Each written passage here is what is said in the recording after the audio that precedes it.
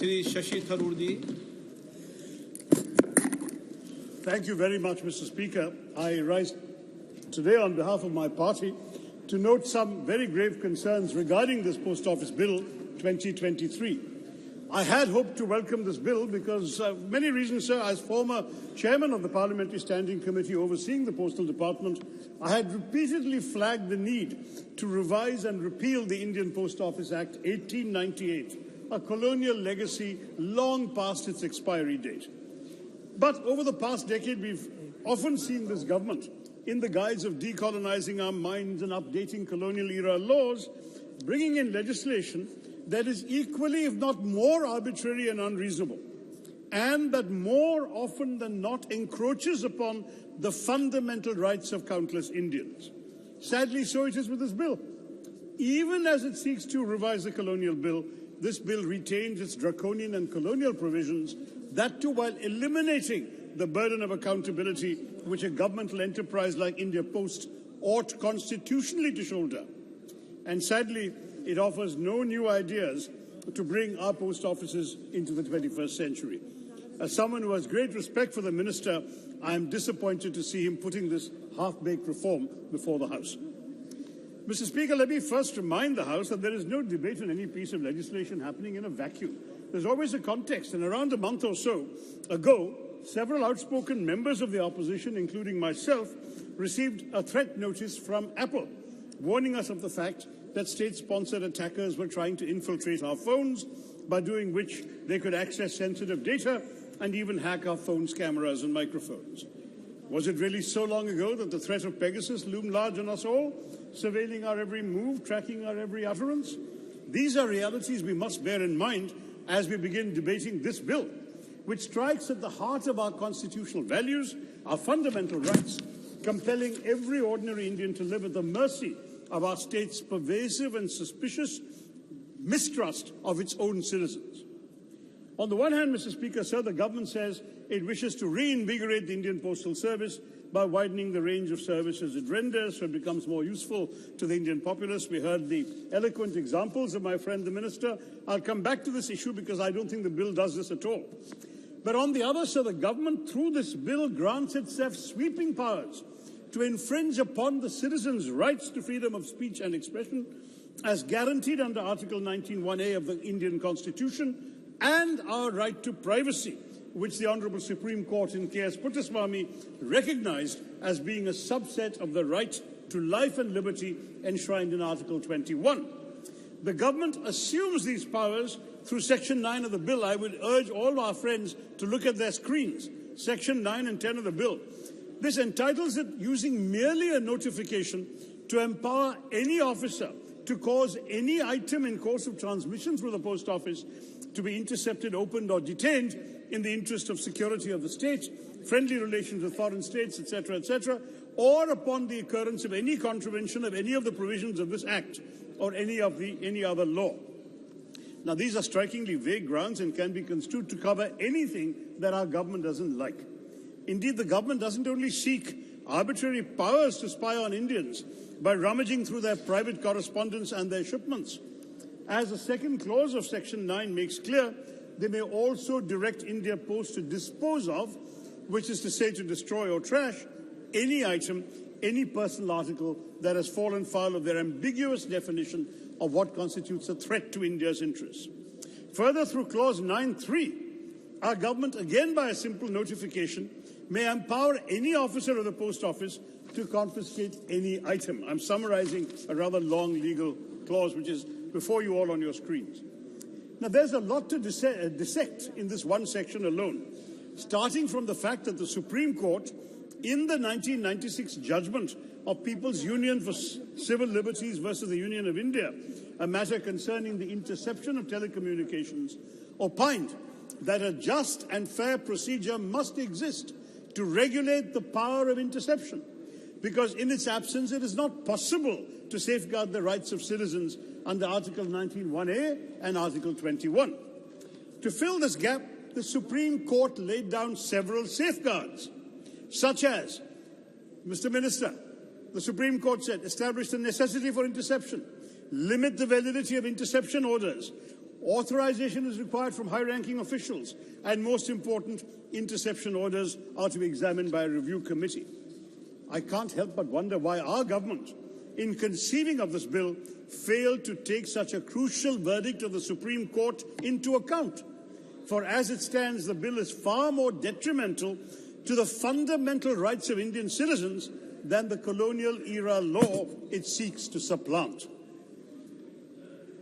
In fact, Mr. Chairman, in some ways, the 1898 Act was less arbitrary because though it allowed interception, it specified, unlike this bill, the circumstances under which interception could be carried out. Section 26 of the 1898 Act empowered the central government, the state government, or a specially authorized officer to direct through a written order any postal article to be intercepted, detained, or disposed on the occurrence of any public emergency or in the interest of public safety or tranquility. Now, while examining the 1898 Act in 1968, the Law Commission opined that the term emergency is not explicitly defined, provides far too wide a ground for interpretation and therefore for interception. And the Commission added that a public emergency cannot be a constitutionally permissible ground for interception if it does not impinge on the security of the state, public order, or any other thing specified in the Constitution. Therefore, it can certainly be said that the criterion of emergency, which unfortunately again features in this 2023 bill, may be beyond the scope of the reasonable restrictions permitted by our Constitution.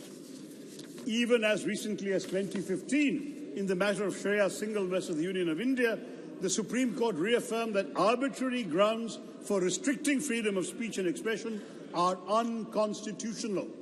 Here we have once again our government being willfully indifferent to the wise counsel of the highest court of our land. In fact, by not even defining what sort of matter and material cannot be sent through the post, something which the 1898 Act does, our government has sought to make Indians yet more vulnerable to this attempted mass surveillance.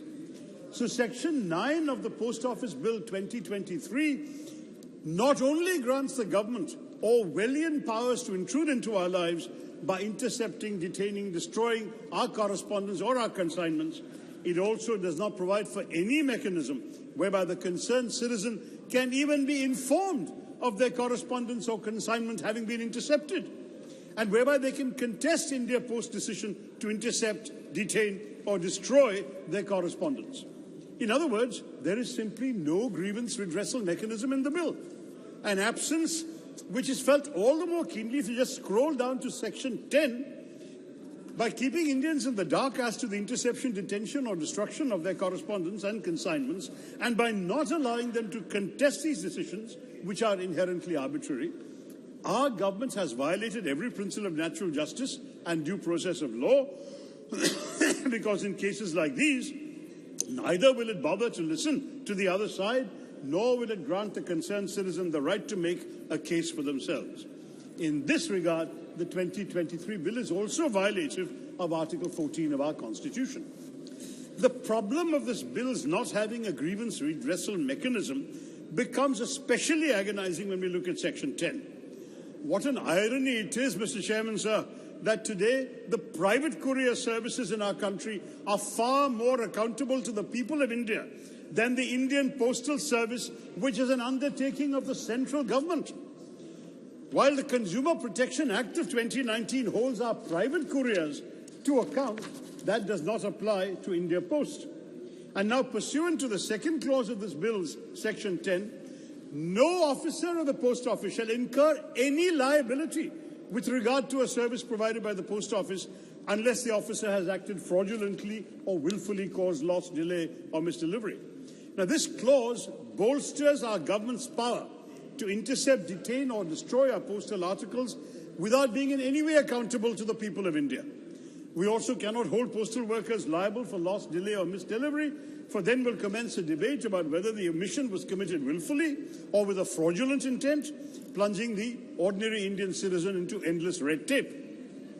Indeed, because the bill does not provide for a grievance redressal mechanism, Indians have absolutely no avenue to hold the Postal Service liable, and because the Consumer Protection Act does not apply to India Post, the people of India are not entitled to compensation should they incur any loss or damage owing to the post office's negligence.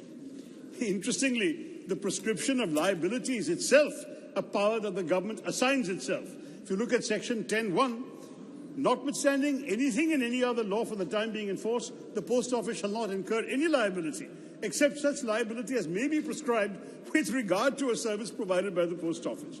Now, Mr. Chairman, sir, I must say to the Minister that when you yourself can decide where you will be accountable to the people, when you yourself can choose whether you want to be accountable to the people and how much you are accountable to the people, that means you are not accountable at all.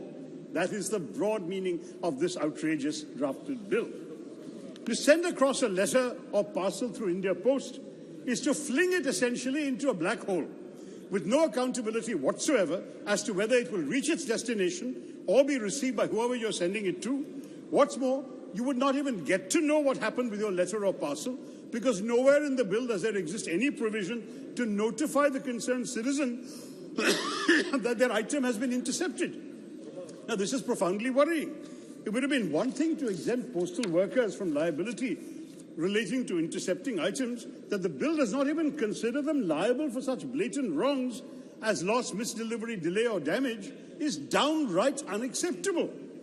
Not least for those e-commerce portals that are the backbone of digital India and that choose to deliver their products through India Post. I love those examples our minister gave us. Miss so-and-so here, Begum so-and-so there, and so on, have been sending those items. But under this law, if those items are damaged, misdelivered, stolen, no one will do anything. They won't even be notified. What kind of bill is this, Mr. Chairman? All in all, Section 10 might well be interpreted as the government absolving the employees of the Indian Postal Service, even though they are public servants, of the accountability that all public servants legally have to the citizens they serve. Moreover, given that India Post is planning to add an array of financial services and products to its portfolio, it is imperative, especially while rendering services where citizens' sensitive data is involved, that we proceed with the utmost caution, protecting our consumers, our citizens from fraud, data breaches and similar transgressions.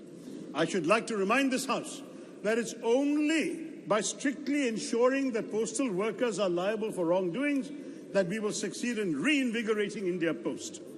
Ultimately, in the absence of a grievance redressal mechanism, the citizens will have no option but to seek justice by moving the courts in accordance with Articles 32 and 226 of our Constitution, and that will merely increase the pendency of cases piled on top of our already overburdened judiciary. Mr. Chairman, sir, let me draw your attention to the fact that the Indian Post Office Act of 1898, this colonial law, was far more accountable to the Indian people than this new law, which is presented to us as a break from the colonial past. Under the 1898 Act, for instance, the illegal opening of postal articles by a postal officer was punishable with imprisonment for up to 2 years, or a fine, or both. In stark contrast, under this bill, 2023, there's no repercussion for such a flagrant violation of our right to privacy. As I've already mentioned, the bill in Section 10 states that no officer will be liable with regard to a service rendered by India Post.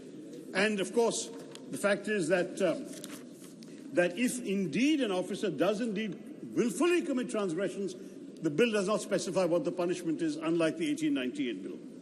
Formerly, under the 1898 Act, transgressions like theft, misappropriation, destruction of postal articles by an employee of India Post used to be punishable with imprisonment up to 7 years and a fine.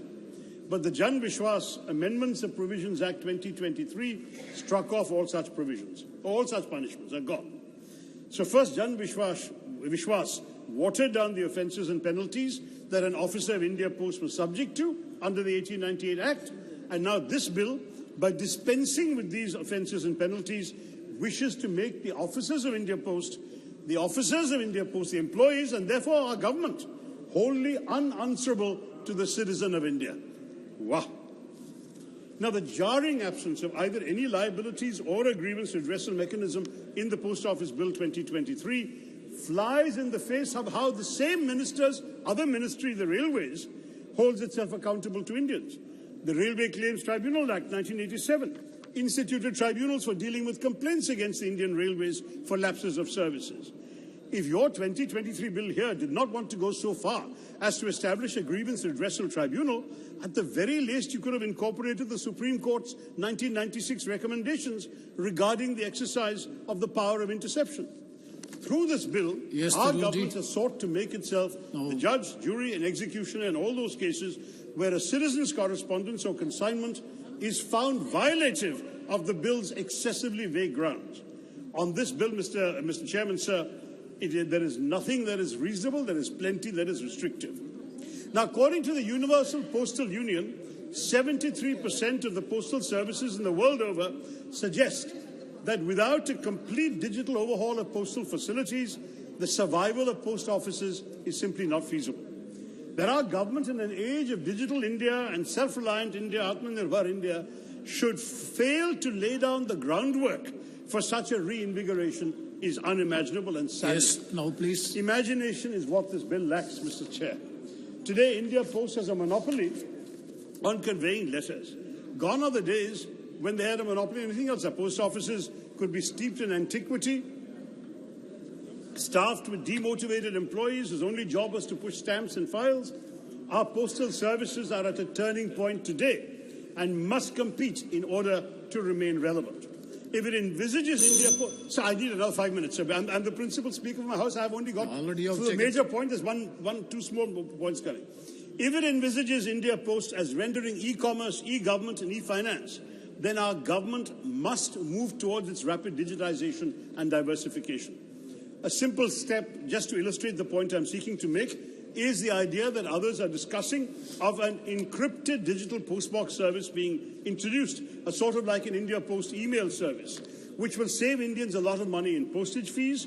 Through this service, such a service, citizens can view, manage and organize their digital communications from numerous providers in a single location, and that too through just one account. Through this account, citizens can receive and respond to several transactional communications and securely manage by linking it to their UPI other affairs such as booking railway, bus and air tickets, paying for governmental services like LPG, electricity, water and so on, and perhaps also for private services like Netflix or Spotify.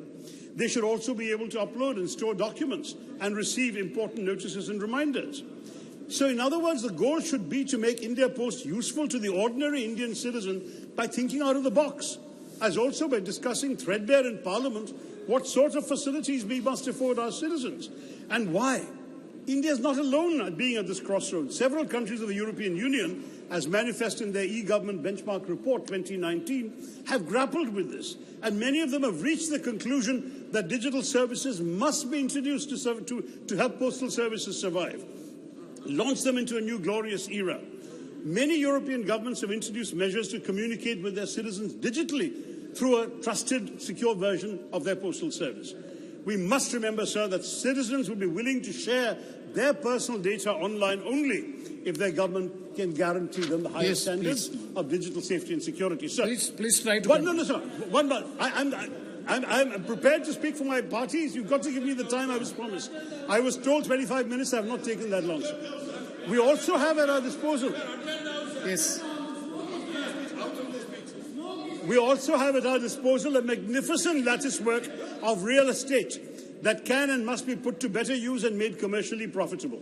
In an economy like ours that is fast becoming an e-commerce delivery chain, as the Minister has said, postmen who are given, of course, to going everywhere in our country to the most remote places can be utilized as a last mile carrier, and India Post is collaborating with Amazon already. We have this robust infrastructure. We have lakhs of dedicated postal workers. The endeavour now must be to reimagine and remold it so that the post offices can actually move into the 21st century, provide financial services, which is already mentioned, like the India Post Payments Bank. But why not, for example, institutional credit? Nearly 40% of our rural population lack access to credit, another gap that India Post can strive to fill. In many countries, post offices have been repurposed to provide additional services beyond their traditional role. The Minister mentioned several exports from remote areas, but that was already the work of the post office in sending out any packages. Why can't we think more imaginatively about service delivery? Would it not be more wonderful in rural areas to see them transformed into internet hubs that enable students to access educational material and complete formalities like filling examination forms online, all without any need to go too far from their homes? Why not voters' registration, driving licenses? Some post offices abroad have got into all this. They've expanded their offerings to include retail services, including selling stationery and books and gifts and so on, like the Japan Post Group does. In some countries, post offices have partnered with healthcare providers to offer medical services such as vaccinations, health checkups and prescription delivery. Imagine during COVID if we could have gone to our local post office. Tharoorji, please now vaccinated. conclude, because one second. Your party is having 3 speakers. The total time allotted for the party is 25 minutes. Already you have 22 minutes. Either I'll take just 1 minute. I'll get you, sir. Please. Okay. Let me just complete, sir. Just another minute. These are important points, sir. You've already spoke well about the bill. That's why I'm saying. Yeah, I've gone into the bill in some detail because it's important we're seriously discussing this bill, sir. But anyway, just to add, I will try and conclude very quickly by just pointing out that the minister's goals he mentioned are all laudable aspirations.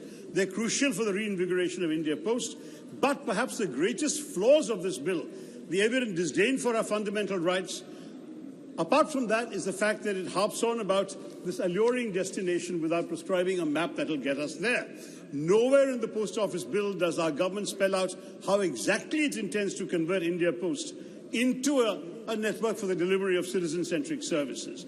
We are being asked to take solace in the fact that once the bill is passed into law, our government will whirl a magic wand of rules and regulations and catapult our postal services to bedazzling new heights.